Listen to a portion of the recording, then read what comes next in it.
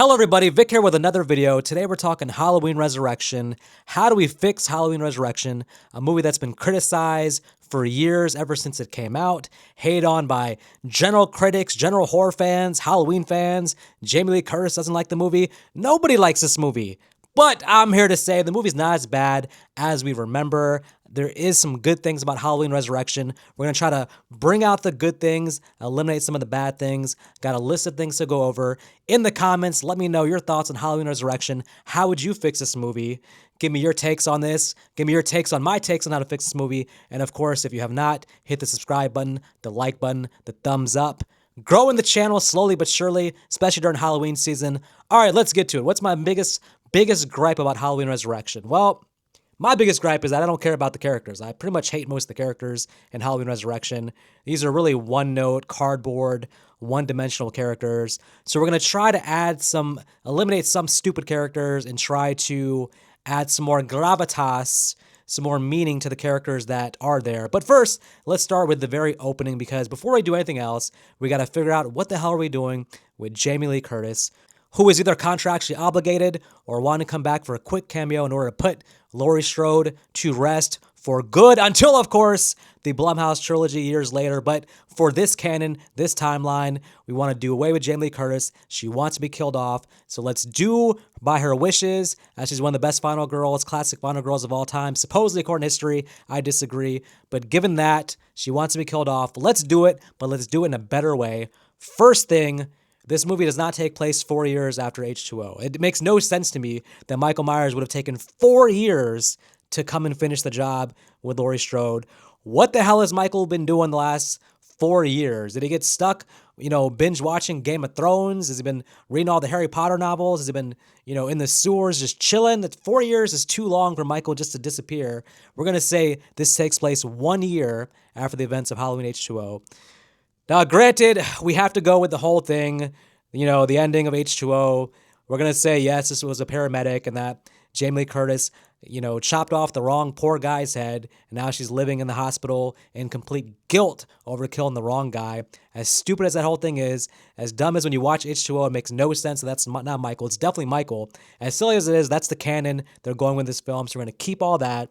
Michael shows up at the hospital, same thing, walks in, tries to stab the bed, finds out it's not Laurie, chased down the hall up onto the roof. But I'm not doing the whole Laurie booby traps Michael and he's hanging upside down for one very clear reason. I think it kind of betrays Laurie Strode's intelligence that she's going to fall for this game that Michael's playing with her. Michael's grabbing his mask, trying to confuse Laurie, trying to take advantage of her guilt and say, hey, maybe I'm not Michael. Maybe I'm another paramedic. You're going to kill me too, a second innocent person? You better check on the mask first. She checks. Michael grabs her, of course, takes her over the top of the roof, stabs her, she flies off. That's just, with all of Laurie Strode's survival instincts, her being one of the better final girls, historical final girls, she just wouldn't do that in the moment. Plus, why the hell is Michael playing this? How does Michael know to play this, this guilt game with her anyways? Michael's grabbing the mask in the same way that the paramedic grabbed the mask at the end of Halloween H2O. Michael Myers was not there at that scene. He was not watching from afar and saw that. How the hell does he know to play the same card, grabbing the mask to trick her? He would have had to seen the movie H2O, like he's one of us. So no, we're not doing that. We're going to have some kind of physical struggle on the roof where Laurie does get stabbed. And what she's going to do is she's going to take the knife for herself. She's going to walk backwards. And then this is going to be sort of an homage to the ending of the original Halloween. We're going to have Laurie fall off the roof backwards on her own accord. Similar to how Michael, after he got shot 6 times, fell off the roof backward, fell off the balcony in the beginning of or the end of Halloween. He fell off. Laurie falls off now. An homage to that. Perfect circle, come full circle moment. And that's it. Michael's like, oh, well, okay. I mean, she took my knife with me, Michael's thinking. I'd rather have my knife, but I'm going to go ahead and get the hell out of Dodge. Just get the hell out of here, basically. Okay. And to give some finality to this, we're going to show Laurie Strode being zipped up in a body bag. Because listen, if you're going to do what Halloween Resurrection did, they have her fly off the roof in slow motion, but they really don't show her body dead. And that fall wasn't so high that she couldn't have survived. We want finality here. We want to have no expectation. The way they did the opening Resurrection, you kind of almost think, hey, Laurie's okay. Maybe she'll come back at the end and save the day. We don't want None of that in the audience's head. We want them to be done, feel finality. We show Laurie Strode zipped up in a body bag, and we're moving on. Okay, she's gone, basically. She's gone. And Michael still now feels fulfilled with the whole thing. He killed his sister. He's going to just go home like he did in the Halloween Resurrection. He's not his plan to go home, chill, watch some soap operas. Now there's a Game of Thrones prequel show he can watch, a dragon show he can watch, catch up on his shows. Michael's done. And speaking of that, I don't think Michael should be done, so we do need something to explain the whereabouts of John and Molly from Halloween H2O. Because if I know Michael like we know Michael, even after he kills Laurie, he's like, whoa, Laurie has a son? He's still out there? My work is not done. For fun, I'm going to go find Molly and John and kill them. So we need some kind of news report or news article, something showing that John and Molly disappeared or, moved to a different country. Something to explain why maybe it's too difficult for Michael to go after them, so he's not going to do it. Or maybe they went into some kind of witness protection program or something. Who knows? But we need some kind of reason for Michael to not go after John and Molly. I don't think he's at rest mentally until he goes after John. So we're going to either show John and Molly have moved to a different country or in hiding somewhere, but some explanation. They haven't been seen. They've gone off the grid, whatever. Michael, as resourceful as, he's not going to follow John and Molly to Cambodia to kill them. I don't think so. Okay, let's move on now. We're going to get rid of the worst subplot in Halloween Resurrection, and that's the kid Decker, the high school kid who's communicating with Sarah. Listen, I'm all for, somebody having a completely separate plot line going on, has nothing to do with our main cast, our main story.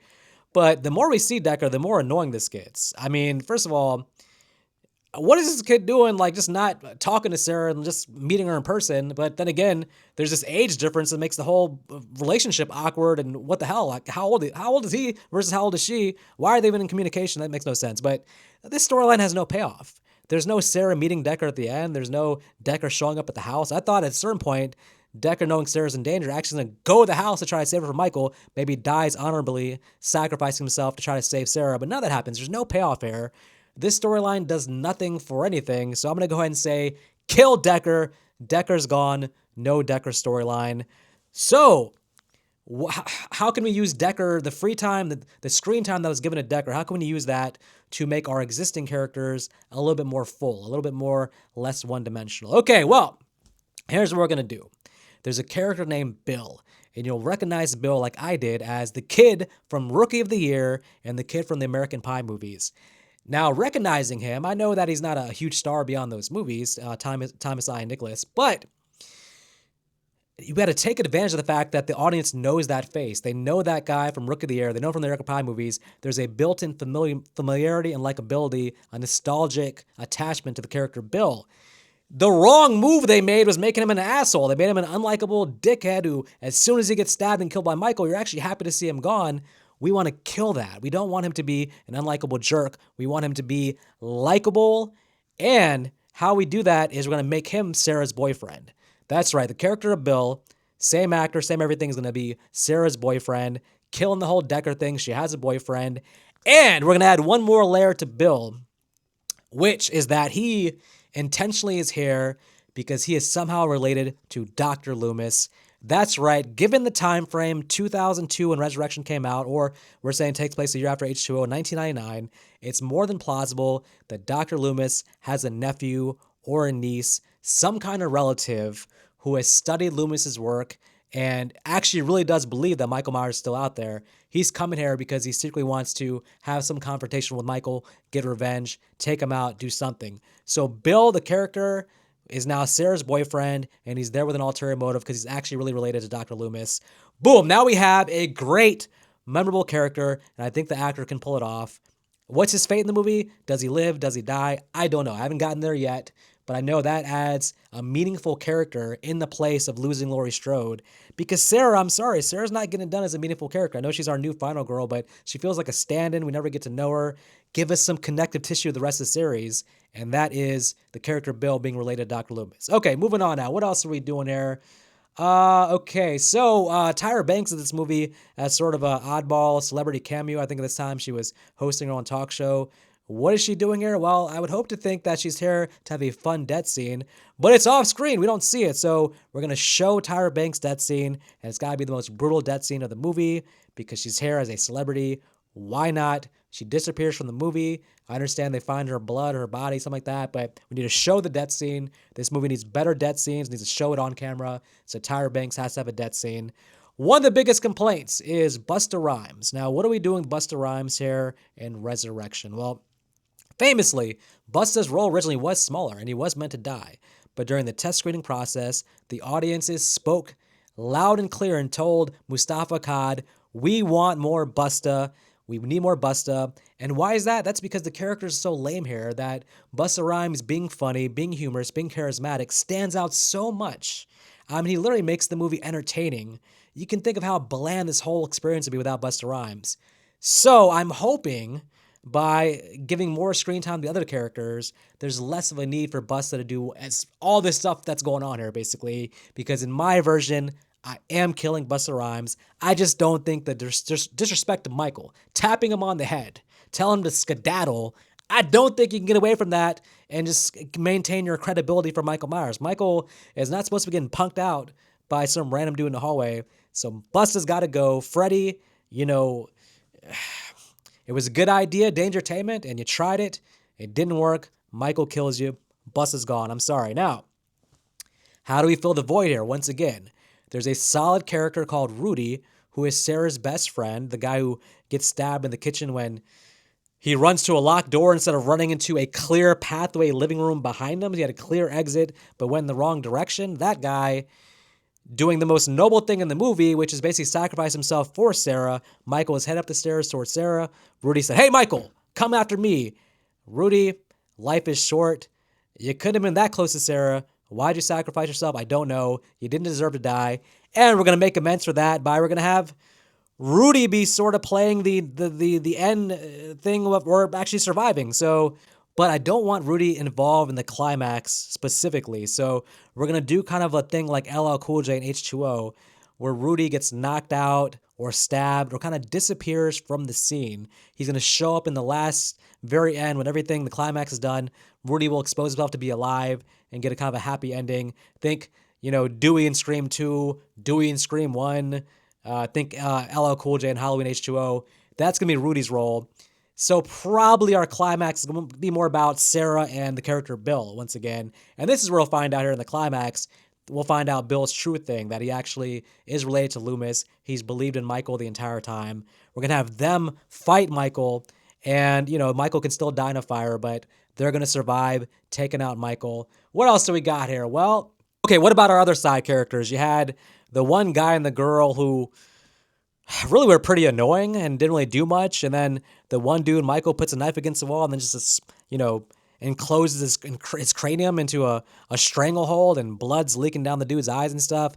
I want to keep that death scene, but I want those characters to die earlier on because I want a lot of focus on our main characters. I want a lot of focus on Sarah, Bill, and Rudy. So we're killing off those other characters a little bit early in the film, have them disappear to some part of the house. The others can't find them. Eventually, they find the bodies.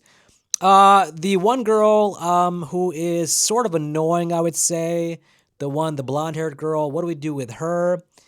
I'm going to actually make her a little bit more likable. I'm going to actually keep her character as long as possible, but I want to have some scene with her revealing that she knew somebody in Haddonfield, had a family member who was, I guess, killed by Michael Myers in the past. So something where she has some relation to the past there. Something to make her a little more likable. Again, a little more connective tissue, something to hold on to. When she gets decapitated, we feel something more for her because, again, horror movie 101, I hate when they write annoying characters and you're littering the movie with annoying characters so that when they die, you actually don't feel for them. You kind of feel relieved. You no longer have to see them on screen. We don't want that. We want these characters to actually want to feel something here. So we're going to do something with her to make her a little bit more likable, a little more of a deeper person than what's on the surface. Maybe she has some kind of past where, she's covering things up and I don't know, it's some kind of trauma, something, but we got to make that character more likable. So when she gets decapitated and shit starts going down, we actually feel something for her death. Okay, that's pretty much all I got. I mean, I'm assuming we're still going with the whole Dangertainment, cameras inside the whole thing. But these are just some ideas I have to try to make Resurrection a little bit better. You know, the main thing for me is going to be fixing the characters, giving the characters more weight, eliminating some characters, better death scenes, more justice for Jamie Lee Curtis. And of course, we got to talk about Michael Myers. Michael Myers, who I think is actually pretty good here. I'm going to keep the mask. I'm going to keep the actor playing him. I'm going to actually just show Michael a little bit less, though. I'm going to keep him more in the shadows in this movie. I think Michael's a little bit overexposed here, so I'm going to try to add a little bit more suspense by keeping Michael a little more in the shadows. A lot more in the background where you can see him in the background certain scenes. Maybe have it unclear that he's there, but you can kind of see his silhouette in the background. So make him a little more mysterious. Let's return him if we're killing off Laurie Strode. Let's try to get him back to similar to Michael from Halloween 1, Halloween 2 in the background, not really in your face. All right, so these are my ideas for Halloween Resurrection. Look, I mean, I can't rewrite the entire damn script, so there's no way to actually turn this into a great movie. But there's a way to get this to where it's, I think, an average to above average Halloween sequel, just like there was a way with Halloween 5. But alas, let me know in the comments what you're thinking about the movie. For everybody out there also, if you want more content, I'm on Instagram at Vic Azim. I'm posting some shorts there, trying to build an audience there as well. So follow me on Instagram. And until next time, you guys take care.